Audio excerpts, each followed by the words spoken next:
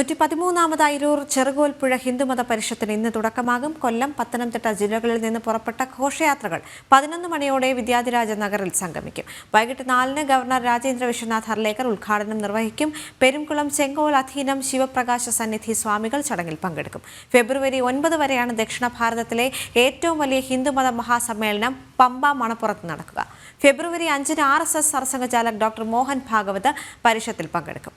മിഥുൻ മുരളി ചേരുന്നുണ്ട് വിവരങ്ങളുമായി. മിഥുൻ, ഇന്ന് വൈകുന്നേരം ഗവർണർ ഉദ്ഘാടനം നിർവഹിക്കുകയാണ് ഹിന്ദുമത പരിഷത്തിന്. അതോടൊപ്പം തന്നെ ഇനി വരുന്ന ദിവസങ്ങളിലെല്ലാം വിശിഷ്ട വ്യക്തികളായിരിക്കും അവിടെ എത്തുക. അതോടൊപ്പം തന്നെ ഡോക്ടർ മോഹൻ ഭാഗവത് അവിടേക്ക് എത്തുന്നുണ്ട്. അതിൻ്റെ എല്ലാം ഒരുക്കത്തിൽ തന്നെയാണോ? അവസാനവട്ട ഒരുക്കങ്ങളെല്ലാം പൂർത്തിയായിട്ടുണ്ടായിരിക്കുമല്ലോ ഈ ഒരു ഘട്ടത്തിൽ?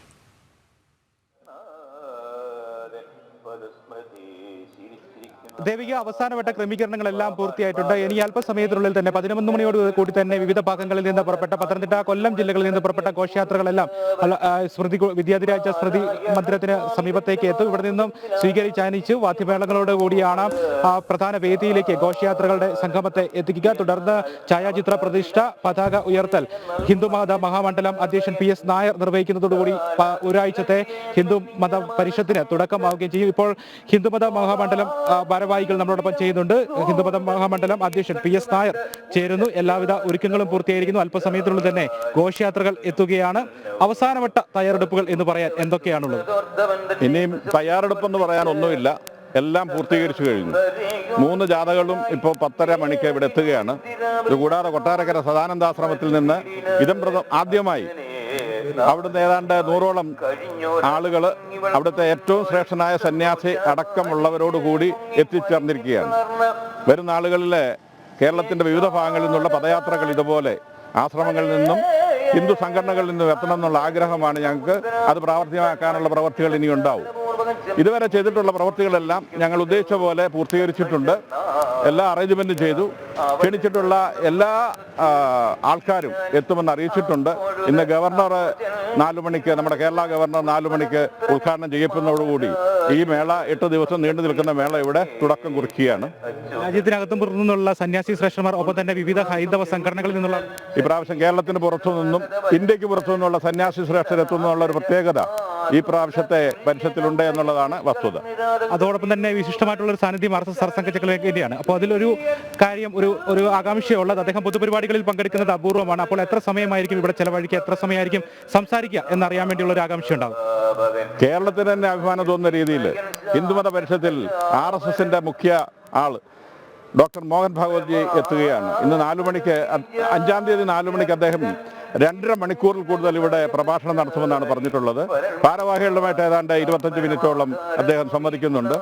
അതൊരു വലിയ, ഞങ്ങളിത് ഉത്സവമായിട്ട് ആഘോഷിച്ചിരുന്നാണെങ്കിൽ ഇപ്രാവശ്യം മഹോത്സവമായിട്ട് ആഘോഷിക്കുകയാണ്. ഒപ്പം തന്നെ ഈ 113ാമത് ചെറുകോൽപ്പുഴ ഹിന്ദുമത പരിഷത്തിന് ചില തുടക്കങ്ങളുമുണ്ട്. അത് കൊട്ടാരക്കര അവധൂതാശ്രമത്തിൽ നിന്നും ആരംഭിച്ചിരിക്കുന്ന പദയാത്ര. അങ്ങ് നേരത്തെ കഴിഞ്ഞ ദിവസം സൂചിപ്പിച്ചിരുന്നു, കേരളത്തിന്റെ അങ്ങോളം ഇങ്ങോളം ഇതുപോലുള്ള പദയാത്രകൾ പദ്ധതി ചെയ്യുന്നുണ്ട്. രാജ്യത്തിന്റെ എല്ലാ സംസ്ഥാനങ്ങളിലും ഇത്തരത്തിലുള്ള ആസൂത്രണങ്ങൾ നടത്തുന്നുണ്ട് എന്നും അതിനൊക്കെയുള്ള തുടക്കം തന്നെയാണോ 113ാമത് നമ്മൾ ഇപ്പൊ കേരളമാകെ പ്രാദേശിക സമിതികൾ രൂപീകരിച്ചിട്ടുണ്ട്. കോഴിക്കോട് വരെ അത് രൂപീകരിച്ചു കഴിഞ്ഞു. ഇനി കാസർഗോഡ് വരെ വരുന്ന ആളുകൾ അത് രൂപാന്തരപ്പെടുകയാണ്. അതിലുപരി 28 സംസ്ഥാനങ്ങളിലും, ഇന്ത്യയിലെ 28 സംസ്ഥാനങ്ങളിലും നമ്മൾ പ്രാദേശിക സമിതികൾ രൂപീകരിക്കുകയാണ്. മുന്നോടിയായി മദ്രാസിൽ നമ്മൾ കഴിഞ്ഞ വർഷം സമിതി രൂപീകരിച്ചിട്ടുണ്ട്. ഇപ്പോൾ അടുത്ത് തന്നെ ഇത് കഴിഞ്ഞാൽ, പരിഷത്ത് കഴിഞ്ഞാൽ ഏതാണ്ട് 4ഓളം മെട്രോ സിറ്റീസ്, ബോംബെ, ഡൽഹി, ഹൈദരാബാദ്, ബാംഗ്ലൂർ, 4ഓളം മെട്രോ സിറ്റീസിൽ നമ്മൾ പ്രാദേശിക സമിതികൾ രൂപീകരിക്കുകയാണ്. ഇത് ലോകമാകെ അറിയപ്പെടുന്ന രീതിയിൽ പുറത്തേക്ക് പോവുകയാണ്. അതാണ് ഈ വർഷത്തെ പരിപാടിയുടെ മുഖ്യമായിട്ടുള്ള ഉദ്ദേശം. ഇന്നത്തെ ഉദ്ഘാടന സഭയിലെ വിശിഷ്ട സാന്നിധ്യമാണ് ഈ ഭാരതീയ സന്യാസ പരമ്പരയിലെ ഏറ്റവും പ്രാചീനമായിട്ടുള്ള ചെങ്കോൽ അധീന സന്യാസ പരമ്പരയിലെ അദ്ദേഹത്തിന്റെ സാന്നിധ്യം. അപ്പോൾ അദ്ദേഹത്തിനുള്ള സ്വീകരണം, മറ്റു കാര്യങ്ങൾ, അദ്ദേഹം എപ്പോഴത്തേക്കാണ് ഇവിടെ എത്തുക? അദ്ദേഹത്തെ നമ്മൾ എറണാകുളം വിമാനത്താവളത്തിൽ നിന്ന് സ്വീകരിച്ചു. ഇവിടെ 2 മണിക്ക് അവിടെ വന്നിട്ട് അവിടുന്ന് സ്വീകരിച്ചു ഇവിടെ എത്തിച്ച്, അദ്ദേഹമാണ് നമുക്കറിയാം പാർലമെന്റിൽ പ്രധാനമന്ത്രിക്ക് ചെങ്കോൽ സമർപ്പിച്ച ആ സന്യാസി ശൃംഖലയിൽ നിന്നുള്ള സമുന്നതനായ വ്യക്തിത്വമാണ് ഇന്നിവിടെ സന്യാസി ശ്രേഷ്ഠനാണ് ഇവിടെ നിന്ന് വരുന്നത്. അതൊക്കെ വലിയ മാറ്റമാണ് നമ്മളെ സംബന്ധിച്ചിടത്തോളം. ഇതുകൂടാതെ കേരളത്തിലെ മുഴുവൻ ഹിന്ദു സംഘടനകളും 158 ഹിന്ദു സംഘടനകളുടെയും ശ്രേഷ്ഠരായിട്ടുള്ള പ്രസിഡന്റും സെക്രട്ടറിയും ഭാരവാഹികളും ഇവിടെ എത്തുന്നുണ്ട് 5-ാം തീയതിയിലെ പരിപാടിയിൽ. RSS സർസംഘചാലക് പങ്കെടുക്കുന്ന പരിപാടിയിൽ ഏതൊക്കെ സന്യാസ ശ്രേഷ്ഠർ അല്ലെങ്കിൽ ഹൈന്ദവ സംഘടനകളിലെ ആളുകളാണ് ആ ഒരു വേദിയിൽ അല്ലെങ്കിൽ ആ ഒരു പരിപാടിയുടെ പങ്കെടുത്തുണ്ടാവുക? അന്ന് വിശിഷ്ടരായ ഏതാണ്ട് 400ഓളം പേര് വേദിയുടെ 2 സൈഡിലായിട്ടും വേദിയുടെ മുമ്പിലായിട്ടുമുണ്ട്.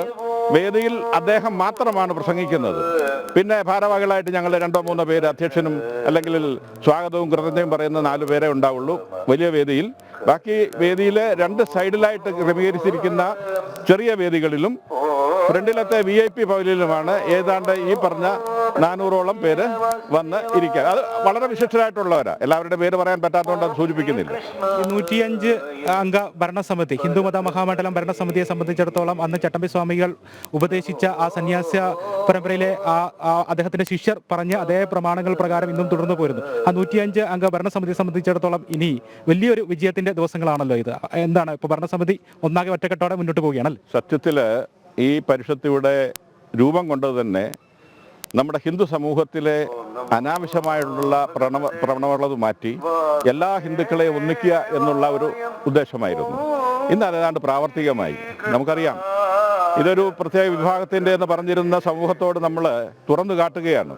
ഈ വർഷത്തെ വനിതാ സംഗമം നമ്മുടെ SNDPയുടെ ആരാധ്യനായ പ്രസിഡന്റ് വെള്ളാപ്പള്ളി നടേശന്റെ ഭാര്യ പ്രീതി നടേശനാണ് ഉദ്ഘാടനം ചെയ്യപ്പെടുന്നത്. വലിയ മാറ്റമാണ്, മനസ്സിലായില്ലേ? അത് ആ മാറ്റം നമ്മൾ ഉൾക്കൊള്ളുന്നു.